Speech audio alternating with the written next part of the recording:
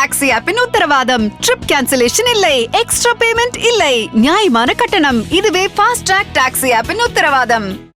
பிரதமர் நரேந்திர மோடி தமிழ்நாட்டிலேயே குடியேறினாலும் அவருக்கு வாக்குகள் கிடைக்காது என திமுக எம்பி கனிமொழி விமர்சனம் செய்துள்ளார். தமிழகத்தின் பல்வேறு பகுதிகளில் எல்லோருக்கும் எல்லாம் என்ற தலைப்பில் திமுக பரப்புரை கூட்டம் நடைபெற்றது.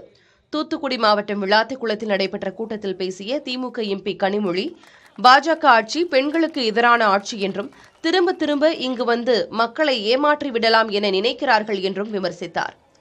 பிரதமர் இப்பெல்லாம் தமிழ்நாட்டிலேயே தான் இருக்கார். எதுக்கு பிளேன் எடுத்து போறாருன்னே தெரியல. நேற்று தமிழ்நாடு, நாளைக்கு தமிழ்நாடு, அடுத்த வாரம் தமிழ்நாடு, போன வாரம் தமிழ்நாடு. எத்தனை தடவை வந்தா என்ன? தினம் இங்கேயே நீங்கள் குடிமாறி இங்கேயே இருந்தால் கூட வாக்கு விழப்போவதில்லை. இங்கே இருக்கக்கூடிய மக்கள் உங்களை ஏற்றுக்கொள்ள போவது இல்லை. இங்கே பிரதமர் தொடர்ந்து வந்து கொண்டிருக்கிறார்.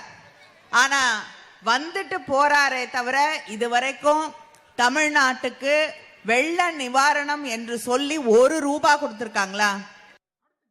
விருதுநகர் மாவட்டம் அருப்புக்கோட்டையில் நடைபெற்ற கூட்டத்தில் பங்கேற்று பேசிய அமைச்சர் KKSSR ராமச்சந்திரன், பாஜகவும் அதிமுகவும் யார் கூட்டணி என்பது தெரியாமல் கட்சிகளை அழைத்துக் கொண்டிருப்பதாக விமர்சித்தார்.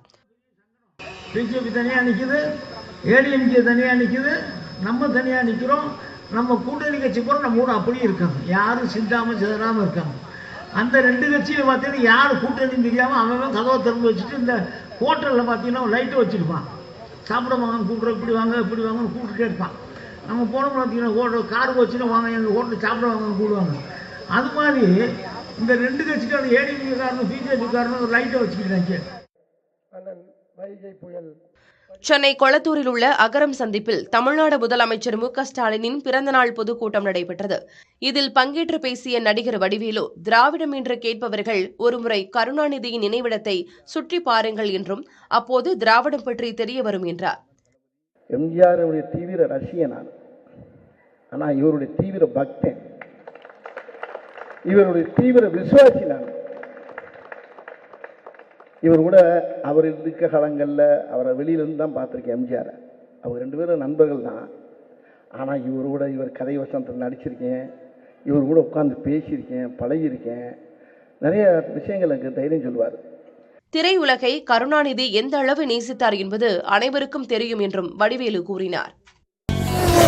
ஃபாஸ்ட் ட்ராக் டாக்ஸி ஆப்பின் உத்தரவாதம். ட்ரிப் கேன்சலேஷன் இல்லை, எக்ஸ்ட்ரா பேமெண்ட் இல்லை, நியாயமான கட்டணம். இதுவே ஃபாஸ்ட் ட்ராக் டாக்ஸி ஆப்பின் உத்தரவாதம்.